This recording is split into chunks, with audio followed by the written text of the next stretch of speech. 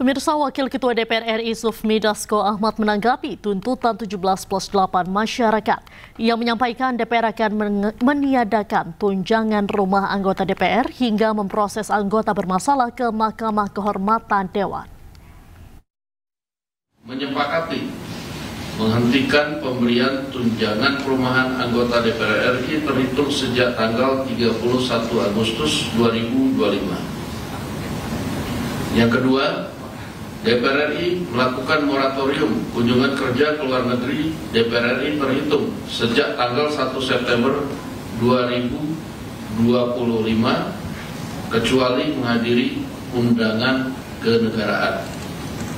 3. DPR RI akan memangkas tunjangan dan fasilitas anggota DPR setelah evaluasi meliputi biaya langganan, A. daya listrik, dan B. jasa telepon, kemudian biaya komunikasi intensif, dan biaya tunjangan transportasi. 4. Anggota DPR RI yang telah dinonaktifkan oleh partai politiknya tidak dibayarkan hak keuangannya. 5. Pimpinan DPR menindaklanjuti penonaktifan beberapa anggota DPR RI yang telah dilakukan oleh partai politik melalui mahkamah partai politik masing-masing dengan meminta Mahkamah Kehormatan DPR RI untuk berkoordinasi dengan mahkamah partai politik masing-masing yang telah memulai pemeriksaan terhadap anggota DPR RI dimaksud. 6. DPR RI akan memperkuat transparansi dan partisipasi publik yang bermakna dalam proses legislasi dan kebijakan lainnya. Ditandatangani oleh pimpinan DPR RI, Ibu Puan Maharani, saya Sufmi Dasko Ahmad, Pak Saan Mustafa, dan Menko Polhukam periode 2019-2024 Mahfud MD menyoroti tentang aksi demonstrasi yang terjadi beberapa hari lalu. Selain itu, ia menyampaikan jika ada tindakan makar di balik gelombang aksi massa, aparat harus bertindak. Tentu itu diwakilkan setiap pertemuan rapatnya. Mahfud MD Menko Polhukam periode 2019-2024 menanggapi pernyataan Presiden Prabowo Subianto yang sebelumnya mengingatkan adanya gejala makar di balik gelombang aksi massa yang berakhir ricuh. Selain itu, ia menjelaskan bahwa definisi makar telah tertuang dalam Kitab Undang-Undang Hukum Pidana. Menurutnya, gelombang aksi demonstrasi di berbagai daerah adalah gerakan organik yang lahir dari masyarakat sebagai akumulasi kekecewaan terhadap kebijakan pemerintah. Kemudian ditangkap aja kalau ada yang makar. Makar itu kan ada di Undang-Undang Hukum Pidana ya. Yang satu, ingin menggulingkan pemerintah yang sah. 2, ada gerakan untuk presiden dan wakil presiden tidak bisa bekerja. Itu makar namanya. Apa ada ke arah itu? Saya tidak tahu. Mahfud MD juga mengingatkan kepada pemerintah bahwa mengurus negara tidak seperti mengurus warung kopi. Dari Yogyakarta, Gunanto Farhan Ayunis melaporkan. Pasca maraknya aksi anarkistis pada saat unjuk rasa di beberapa titik di Jakarta, kepolisian masih terus melakukan penyelidikan mendalam. Polisi juga berjanji akan mengusut tuntas secara transparan.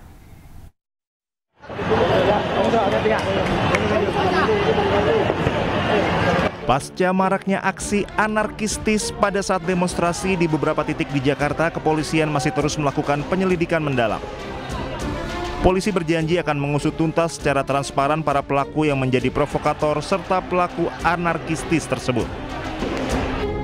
Kabid Humas Polda Metro Jaya, Kombes Pol Ade Arisyam Indradi menyebut polisi masih terus mengusut aktor utama di balik aksi anarkistis yang terjadi di sejumlah titik di Jakarta.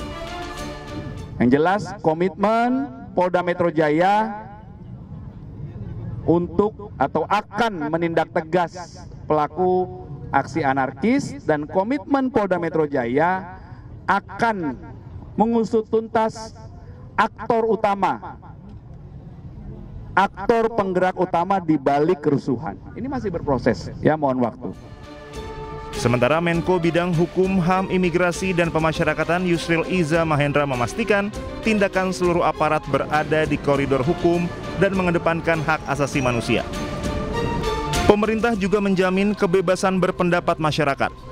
yang mengkoordinasikan di bidang hukum dan HAM untuk memastikan tindakan seluruh aparat penegak hukum itu berada di koridor hukum dan mengedepankan hak-hak asasi manusia. Dan ini juga ditekankan oleh Pak Presiden, jangan sampai ada satu tindakan itu di luar dari koridor hukum yang berlaku.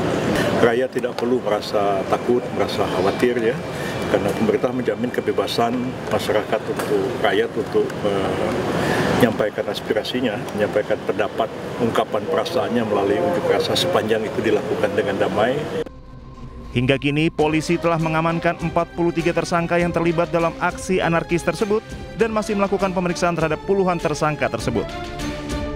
Tim Liputan Anyus melaporkan.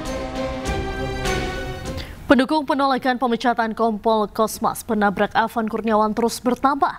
Hingga Sabtu siang, petisi penolakan pemecatan Kompol Kosmas di laman change.org tercatat mencapai 190.000 penandatangan.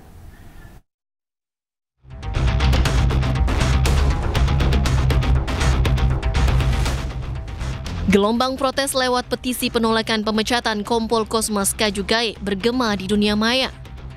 Petisi itu ditujukan kepada Kapolri, Komisi Kode Etik dan Profesi Polri, pimpinan DPR, serta masyarakat. Dilansir dari laman change.org hingga Sabtu 6 September 2025 pukul 14.50 waktu Indonesia Barat, sebanyak 190.190 orang telah menandatangani petisi tersebut. Dalam petisi yang digagas Mercy Jacinta, mengatasnamakan masyarakat Ngada Flores, Nusa Tenggara Timur menolak keputusan pemecatan dengan tidak hormat terhadap Kompol Kosmas Kajugai. Dalam petisi juga tertulis, Kompol Kosmas Putra Laja Ngada dianggap pahlawan yang mengharumkan nama daerah dan keluarga besar atas dedikasinya untuk bangsa. Melalui petisi tersebut, masyarakat meminta sanksi yang lebih proporsional dan manusiawi. Sementara itu, Kompolnas meminta kepada pihak-pihak yang merasa keberatan atas pemecatan Kompol Kosmas untuk menyampaikan langsung kepada Kompolnas. Kalau memang ada dukungan atau dorongan kepada saudara Kompol K untuk tidak dilakukan PTDH, itu mungkin ada empati masyarakat berkenaan dengan semua jasa-jasa yang sudah dilakukan oleh Kompol. Sebelumnya Kompol Kosmas mendapat sanksi pemberhentian tidak dengan hormat dari kepolisian buntut kasus meninggalnya pengemudi ojek online almarhum Afan Kurniawan dalam aksi unjuk rasa di Jakarta 28 Agustus 2025 lalu. Tim Liputan iNews melaporkan. Usai menang lawan Taiwan, Indonesia siap berlaga melawan Lebanon dalam laga uji coba FIFA Matchday. Informasi selengkapnya kami hadirkan usai jeda, tetaplah di News Sore.